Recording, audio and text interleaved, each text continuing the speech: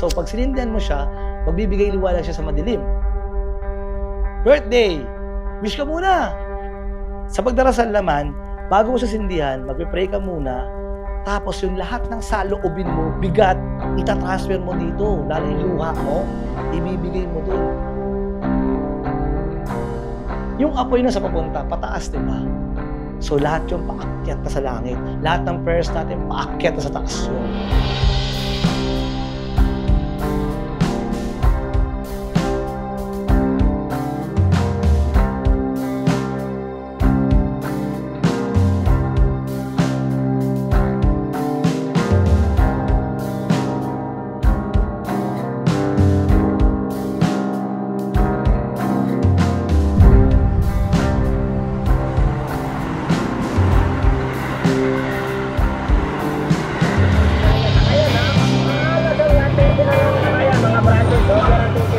Nag-pray ako kay God, sabi ko, Lord, bigyan mo ako ng opportunity na sana pag nagsumubog ako ng negosyo, ayoko lang basta pera lang.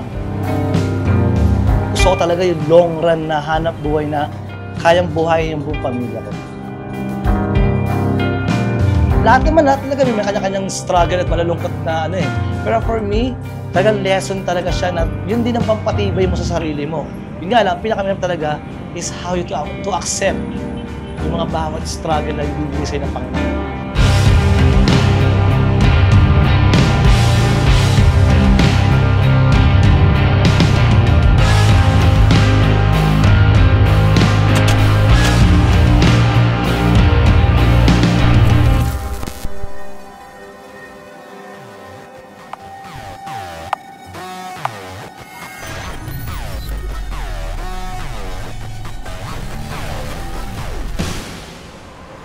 Siya ang batang hindi lumalabas ng bahay-eskwela.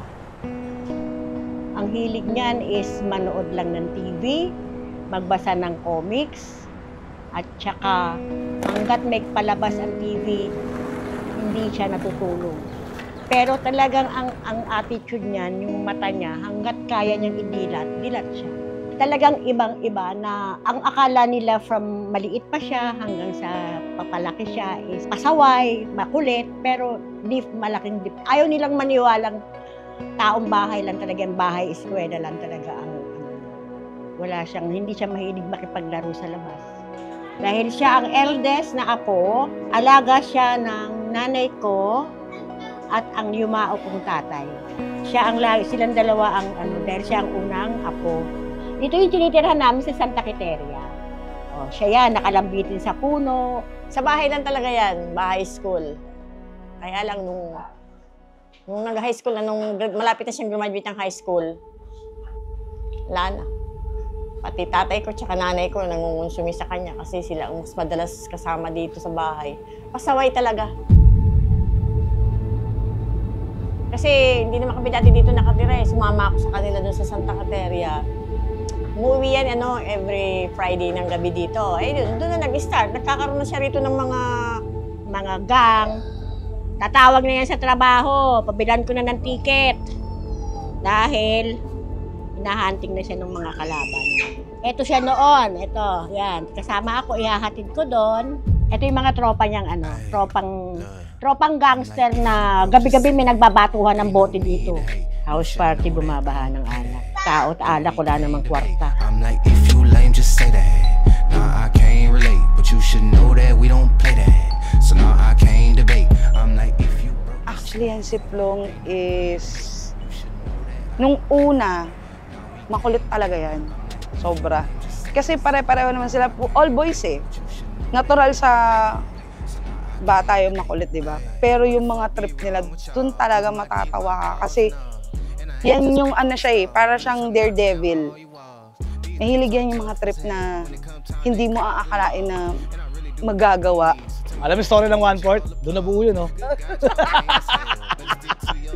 Ilan lang nakakaalam nun. Dati budget niya, yung ginagawa yung highway, C3, kukuha ng basura, ibabato sa bintana ng truck. Hindi pa nakontento, kukuha ng hollow block, lalagay sa gitna ng C3. Pasasagasaan niya. Ganun siya kakulit. Pero pag alam niyang magulo na, sipat na tayo. Labas tayo dyan, sila yan eh. Pero yung gagawa ng krimen, wala.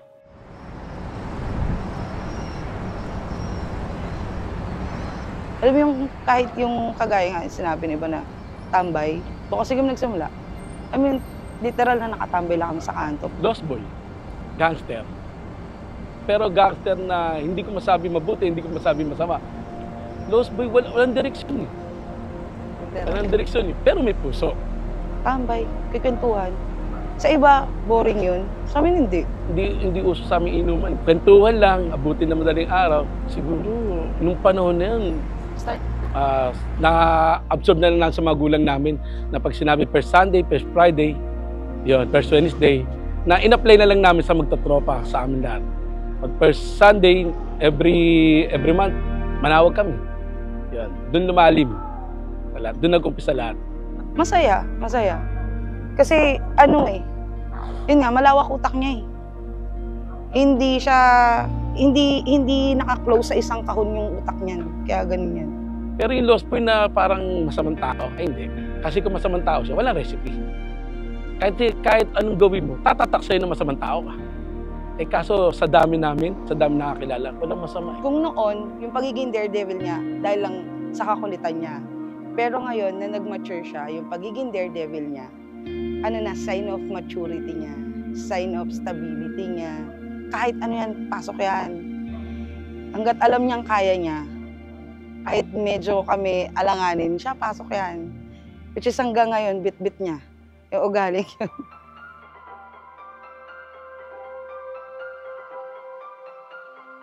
Sa Poon Nazareno na naman, actually, yun lang din. Sinama lang din ako inaya lang ako ng tropang addict lang yun eh. Makulit yun. Ito. Never ako maglalay sa inyo kung anong totoong storya. Inaya lang ako ng tropang yun. Tapos pinaalala sa akin na Nazareno. Saan kinilig yung puso ko at nakirot yung puso ko. Ayun, sinundan ko na yung yapak ng Nazareno. Pero hindi ganun kabilis yung pag-develop ng pagkatao mo na bigla-bigla magbabago ka na. Hindi ganun.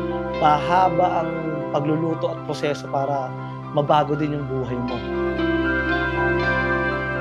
Marami silang grupo na mamanata sila eh. Parati siyang nagpupunta ng Quiapo tuwing Huwebes ng gabi, Biyernes ng gabi. Sa mga 2009. Hindi nga siya maniwala, spiritual eh, kung anong spiritual eh. Siguro napapanood, nakikita niya sa mga tao na ano ba ibig sabihin ng kandila na yan, ano bang mga kandila na yan, ano bang meaning ng kandila na yan. Naliwanag ko sa kanya. Basta mamanata ka lang, kandila, sabayan mo rin ng dasal, mga kahilingan mo, ibubulong mo dyan. Makikita mo yung ilaw niya, mas masayaw-sayaw, basta ang importante dyan yung usok niya, umakyat sa langit. Ikaw na tumawag. Alam ko, kulang pa nga eh. Dahil kulang pa dahil yung kandila ko na May pitong brown, pitong blue, Ay, dressing pink. naranasan niya ng pandemya. Kung nalalaman nyo lang, Lahat. lahat nadanas na hirap. Oh, yeah. Kahit pagalitan sa palagi ng pulis dyan. Wala, nandyan lang ako. Wala, dyan na siya, nakaupo lang sa bangko. Walang tinag. Yes. Pasko, bagong taon. Dito ako nagpapasko, dito rin magpapagong taon doon sa Plaza Miranda pa yun, nakapwesto.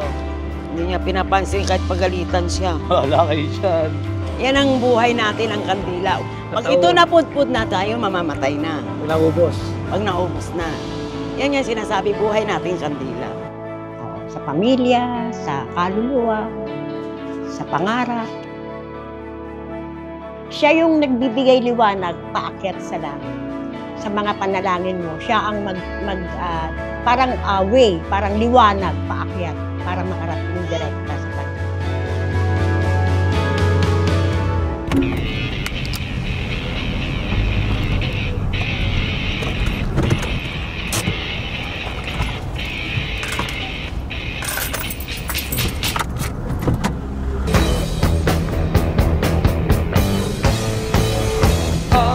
Sabi ng nanay na huwag akong papasok sa anumang gulo.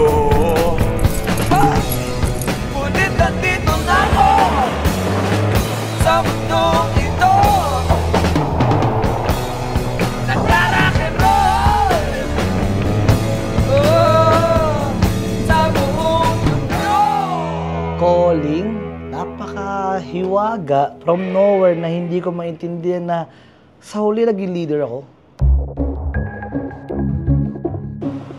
Okay, sa lahat ng bisita pumunta, maraming salamat po sa inyo. Ang lahat na nakasibilyan, nababasa na hindi po pwede. Nazareno ang pinunta, hindi boxing. Maraming salamat sa inyo lahat. Siyempre saan mo?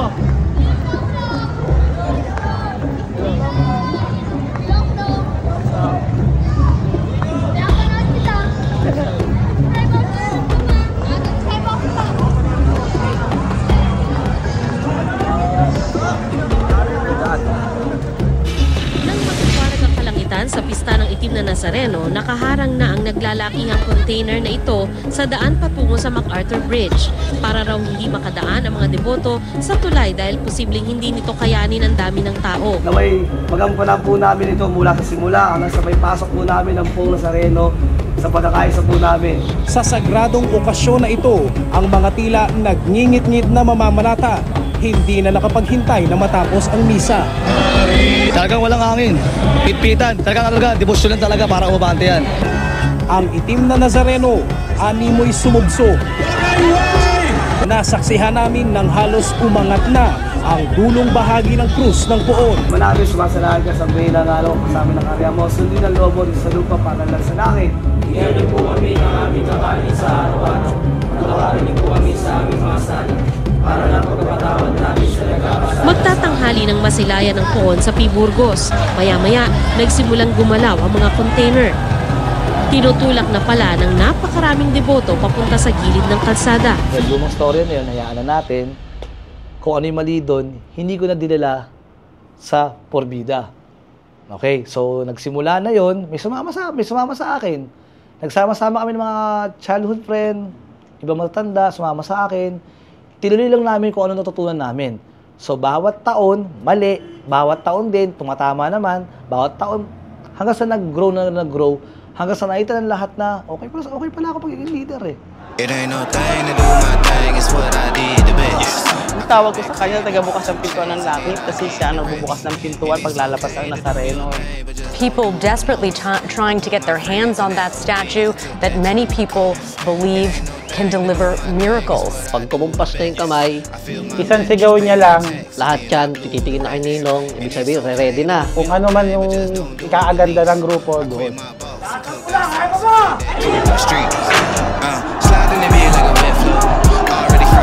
Dati ko talagang kaaway yan, si Plong. Fraternity pa yun. Inalam ko yung background niya, kung sino siya.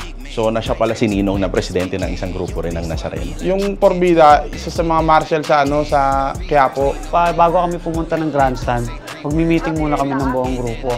Then, kada chapter, may kanya-kanya kaming trabaho. Malaki gampanin namin sa Quiapo. Kami yung naglalabas, nagtutuwid ng lubid. Siya po ay napapalibutan o binabantayan ng mga iyo sa gilid ng naturang andas para ma-guide kung saan pipihit, kung saan direksyon dadalhin ng mga deboto yung mismong andas. Kailangan namin salyahin yon, kailangan namin atakin yon. So lubid, umuotso, kailangan namin unatin yon. Tumutulong kami sa ibang tao na kailangan din ng tulong namin. Hanggat kaya namin, tinutulungan namin sila. Crowd control, kailangan mo silang itapik, itayo. Tayo, gising, uy, gising, mandidisgrasya ka. Okay, ang grupo ay umabot na kami ng 13 years, so 15 years, may 15. Sa unang taon, mali. Hindi ko pa alam gagawin eh. Ganun pala yung crowd control. Second, third year, nahuhuli ko na yung rhythm. Nahuhuli ko na. Hanggang sa pang-apat, pang-lima, wala na. Kung ikukumparas yung mga nakarang taon ay talaga mabilis pa ito. Yung pag-andar nung mismong andas, wala naging aberya. Tsaka kami na rin nagsasara ng gate yan. Sara tsaka bukas ng gate. Walang porbida na hindi umiiyak pagkatapos isara ng gate. At pag-uwi ng senior ng maaga. Hindi ka tao pag hindi ka umiyak. Kasi lahat kami pagod na eh. Pagpasok ng Nazareno, parang bagong panganak lahat. Tinuruan ba kayo na magdasal? Magdasal? Nino? Ni Nino? Hindi, gago nga yan eh. Hindi niya ako tinuruan magdasal, pero tinuruan niya ako mapalapit kay Senyor. At tinuruan niya ako kung paano talaga maging isang ganap na deboto. Siya kasi yung siya kasi yung presidente na makikinig siya sa kahit sino, kahit ikaw pa yung pinakamapayat o pinakabata sa grupo. Basta may sasabihin ka na pakikinggan ka niya. Nanghihingi siya ng mga suggest sa ibang member namin. Pagsasama-samahin namin yun, kung ano yung mas pabor na mas madali, doon po kami. Kung may magkakatampuhan naman po. Di ba wala yung tampuhan nga, sabi ko, magtatampo ka, parang bata ka na, hindi ka nag-grow up doon, tatampo ka. Kaya nga tayo nandito kasi nasa Reno eh. Di naman si Plong pinunta ko doon, kaya nasa Quiapo ako eh. Hayaan ko lang kayong magtampo. Hayaan ko lang kayong mag-voice out. Hayaan ko lang kayong magalit. Kasabihin namin na labas niyo yung tampuhan sa oras ng Nazareno. Nazareno is Nazareno. Yung word na nga na porbida, kung hindi nakakaalam, is for life talaga. Yun ang grupo namin. It doesn't matter if you worship Jehovah, Hare Krishna, Muhammad, you need faith. Kailangan mo yan eh. Traslasyon tayo ng traslasyon. Alam pa natin ang ibig sabihin nito. Ang traslasyon ay Kastila para sa paglipat o pag-abante. At ang ginugunita kapag January 9 ay ang paglipat ng imahen ng Nazareno mula sa kauna-unang simbahan ng mga Agustino sa Bagong Bayan, ngayon Luneta, papuntang simbahan sa Quiapo. Nangyari ito taong 1787 pa. Isip naman kung di ka kikilos, parang patay ka rin. Primo! Hi! Pasuyo ko po, patanong ako ilan na lang yung supply seat cover. Sa NetCam, sold out din. Tapos yung middle edition ko sa isang sa DDI na ayos mo rin. Okay raw ang magising. Ang sabi ko'y informe sa gising. Ang tunay. Pag di na mata mo, game ka sa laban ng buhay. Hindi pa pwede yung panamyala. Hindi, iiwan mo yung Filipino way mo eh.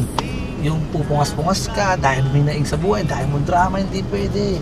Kailangan pag dilat ng mata, pag hawak ng telepono, game ka sa buhay. Tindihin mo yung mga bagay-bagay. Tindihin mo yung anak mo, tindihin mo yung family, tindihin mo yung mga bills, etc. Kailangan, parang pagtulog ng bell, game ka agad. Ang sabi ko'y hoy, hoy, hoy, ikaw nga ba'y gising? Diyan ako nag-grow, diyan ako nag-level up, diyan ko mas naayos yung sarili ko, pagkapwa-tao. Natutunan ko mas mahalin ko ang pamilya ko, i-priority ko ang pamilya ko, ang anak ko, ang nanay ko, basta ang family ko. Yun ang pinakamaganda nagpag-grow sa akin eh. Iba-iba yung pagka-level up ng Nazareno sa akin. Mas nagkaroon ako ng linya. Iba pala siya. Talagang susundin mo at pararamdam niya sa'yo kung ano yung Nazareno. Talagang nanginig yung katawan ko, sabi ko, iba pala si Plong ako. Iba pala yung itsura ng ugali niya sa pangalan niya. Yung panahon na hindi pa ako nagnanazareno. Ito, totoo talaga. Isa akong hold-upper. Isa akong snatcher. Taong monumento ko. Eventually, umuwi ako dito. Medyo magulo buhay ko noon eh. So,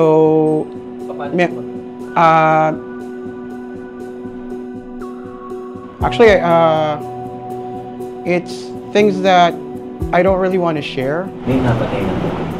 Wala akong napatay pero marami akong naabalang tao. Sa sobrang nagawa kong kasalanan, ang mindset ko talaga is sa purgatorio. I will lose myself and ball my fist. Mabilis akong pumutok. Napakabilis. Pinagsisihan niyo yung mga ginawa niyo? Pinagsisihan ko. Sobrang tagal na. Dahil sa Nazareno. Pag-uwi dito is naging parang lesson rin na kung hindi karapat-rapat sa iyo, pero sa isang salita mo lang, gagaling ako. Yun ang pinakamalakas na pwede mong indasal. Siguro kung magiging deboto, hanggang kamatayan na siguro. O kung ano kalalim ang balon sa probinsya namin. Pag nakita ko ng mali, wag na. Iwasan mo na yan. Pag may sumasalubong na mali, wag mo na patulan yan. Tapos diretso ka lang din dito. Pag maganda ang kita, ilalabas ko ang family ko, kain kayo masarap. Napakasimple lang. Pero yun talaga tinatawag ko na home. At yun talaga, pinaka-the best na sabi kong nagpag-grow sa akin. Ganyan ako kabaliw sa Nazareno, kung gaano ako kabaliw sa trabaho. Sa totoo lang, hindi ko kayang gawin lahat ng leadership sa Porbida at Recipe, lalo sa pagiging ama ko kay Primo, kung wala ang tulong ng Nazareno. typical mentality ng tao na pag ganyan yung itsura, walang mararating sa buhay. Chigen, man, talagang straight from the street. Alam niya. Ginising niya ako. Ma! Sabi niya, gising ka na kasi mayaman na tayo. Nag-i-start na pala siya sa recipe. Awa ng Panginoon Diyos.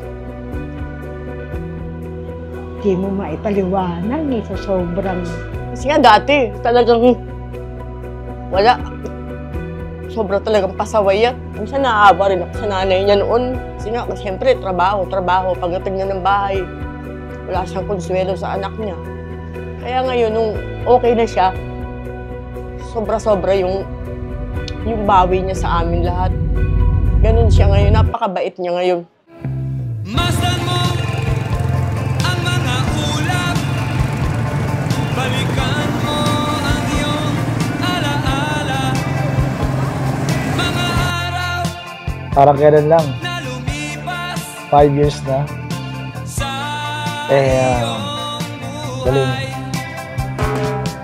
malalaman mo kung papaano liligaya sa buhay. Ang ina! Walang energy! Bigyan mo ko energy! Let's go! Falling ways, don't wet it, can't ever wait it, think, never make it, hey. Falling in ways, don't know where to go, can't see, ever wait it up, think, never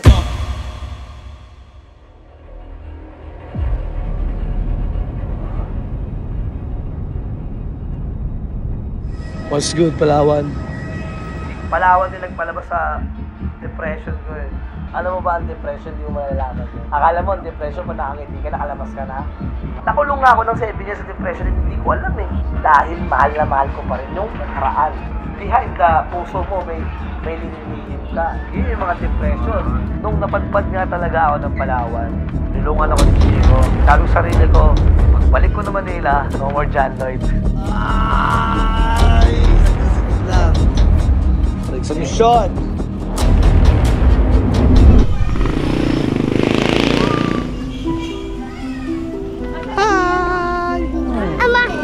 One! Nasa yung stars mo? Nasa yung star mo? Wow! Ang daming star! Good boy!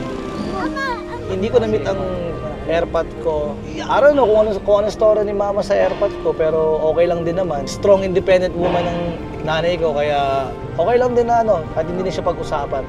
Alam, nasa yung star mo? Wow! Daming star! Tayo, mami? You go to your mommy? You go to your mom? Oh, nice. Nagkaroon ako ng galit siguro, like, yung nagsimula na ako mag-elementary, na grade 5, grade 4, mga ganon. Mataas na, kasi lalo pag-graduation, kasi nahanap ko rin yung yakap o aruga ng tatay, pero yun nga, hindi naman nagkulang ang nanay ko sa akin eh.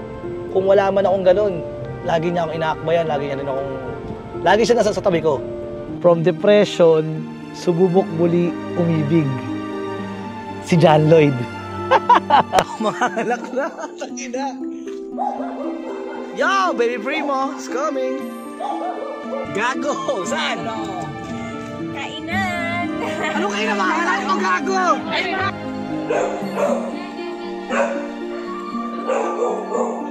Tita? Tita?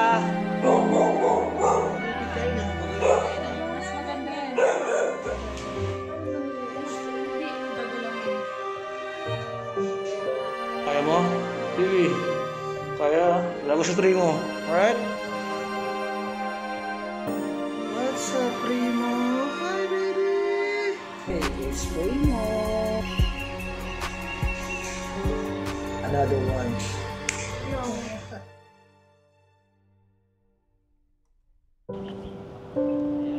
Tay lang.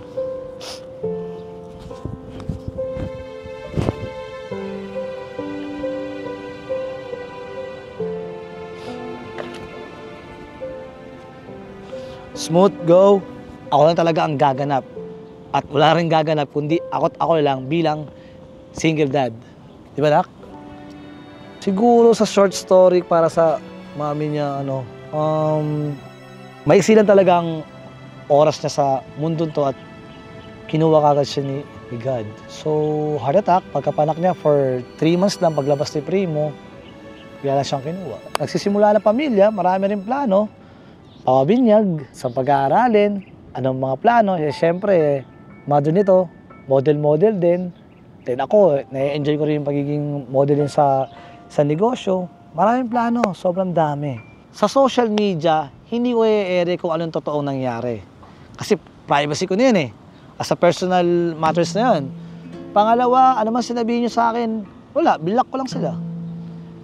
Protektahan ko lang din yung inner peace ko. Kasi pag pinatulang ko lang din yan, ako rin na masisiraan ng bait, ako rin na mawawasak nun. Namatayan na nga ako eh. Habang binubuo kasi ang recipe, pinapatibay ko ng pinapatibay yung dibdib ko. Kahit anong sabihin mo sa akin, wala kang maririnig sa akin. Sabihin mo ko ng foul, mga masakit na salita, wala akong i-reply sa'yo. Ni isa. Kasi gusto ko lagi protektahan yung inner peace ko.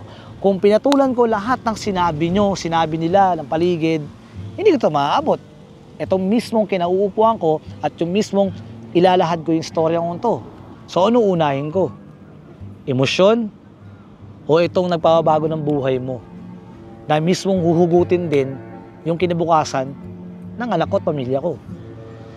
Si Ninong ay hindi rin lumaki na merong ama. Maraming suwasalahan ka sa pain ng alam mo po sa amin ang karya mo. Sundin ang loob mo sa lupa para lang sa langit. Bigyan po kami. Ama namin sumasalangit ka. Galing din ako sa broken family. Hinanap ko rin yung panahon na tatay na mag-guide, tatay na magtatanggol. Pumapasok ka na nga sa realidad, nabubuli ka na, naghahanap ka na ng guidance mo eh. So lahat naman yun, si mama ang cover. Si Ermat ang nag-cover nun. Asa nga ba siya? Ano nga ba pinagmulan? Minsan, hinanap namin ni Ermat. Ang sabi ko lang sa kanya, iyahan mo na ma, iyahan mo na po, iyahan mo na po. So muli, idiraos namin ngayon muli ang ika-8 motorcade parade ng Porvida El Señor na ginaganap namin taon-taon.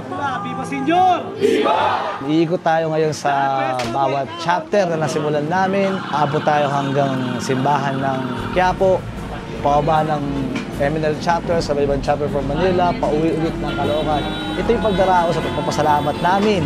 Simula nung nagkaroon kami ng sarili naming replika ng Nazareno. So, lahat ng bawat miyembro ng Porvida El Señor ay nagsasama-sama kami, nagtitipon-tipon kami. At ang pinag-uusapan nga pala namin ngayon ay paano magpatawad. When you let go of something na alam mong hindi nakakaganda mentally, yung pag-iisip mo na araw-araw dala-dala mo siya, yung stress, anxiety, and everything, it made you depressed pa. Ito yung dapat natin i-handle ng tamang handle na, halimbawa, may kasama tayo, nakatampuhan natin. Isawang bahala muna natin, ialisin muna natin sa sarili natin na may katampuhan tayo. Mali mo, yun yung purpose ni Lord para magkaroon tayo ng kapatawaran. Doon tayo, magkakabati tayo, di ba? Kagaya niyang sa dami natin na to, alam ko may mga nagkakatampuhan dito. Inner peace for me is not having all those and also letting go of the pride.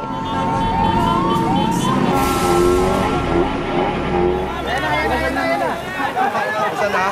Mamaster.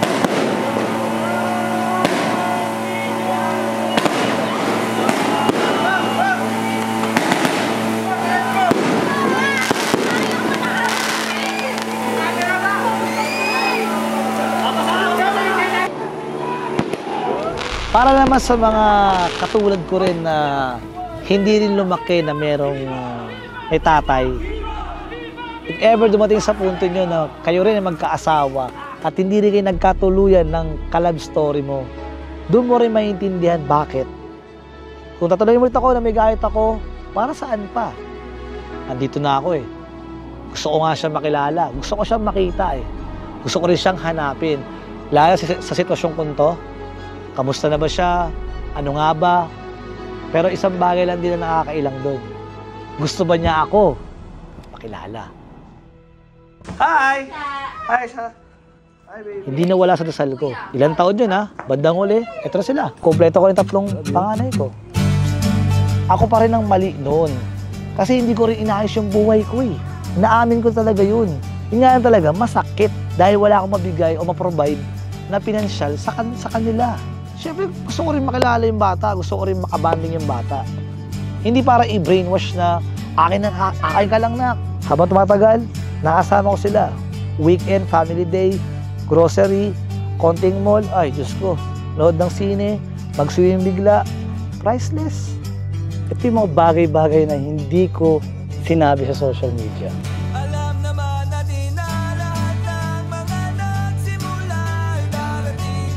Pinapatunayan ko na lang din talaga sa mismong aktual na buhay kung gaano ko siya kamahal. At kung paano ko rin gagampanan yung pagiging tatay sa pagiging ina siya, anak ko. Laging pagmamalaki ko na isang tunay na lalaki talaga ako. Kaya sa lahat ng mga broken family dyan, di pa uli lahat, ikaw lang din ang aayos sa sarili mo.